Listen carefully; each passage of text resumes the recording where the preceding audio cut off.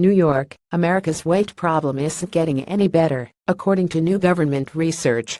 Overall, obesity figures stayed about the same. About 40% of adults are obese and 18.5% of children. Those numbers are a slight increase from the last report, but the difference is so small that it could have occurred by chance. Worrisome to experts is the rate for children and teenagers, which had hovered around 17% for a decade. The 2 to 5 age group had the biggest rise. The years ahead will show if that's a statistical blip or marks the start of a real trend, said the report's lead author, Dr. Craig Hales of the U.S. Centers for Disease Control and Prevention.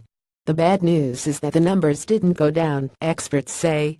In recent years, state and national health officials have focused on obesity in kids, who were the target of the national Let's Move campaign launched by former First Lady Michelle Obama in 2010. The report released Friday covers 2015 and 2016. This is quite disappointing. If we were expecting the trends to budge, this is when they would be budging, said Andrew Stokes, a Boston University expert on tracking obesity. The new figures are from an annual government survey with about 5,000 participants. The survey is considered the gold standard for measuring the nation's waistline because participants are put on a scale to verify their weight. Obesity means not merely overweight, but seriously overweight, as determined by a calculation called body mass index. Until the early 1980s, only about 1 in 6 adults were obese. The rate climbed dramatically to about 1 in 3 around a decade ago, then seemed to level off for years.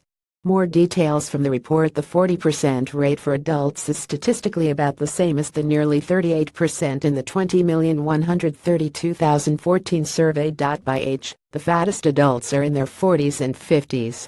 The obesity rate for that age group is 41% for men and 45% for women. By race and gender, the problem is still most common in Black and Hispanic women. More than half are obese. Among children, the rate for the 12 to 19 age group was the same at nearly 21%.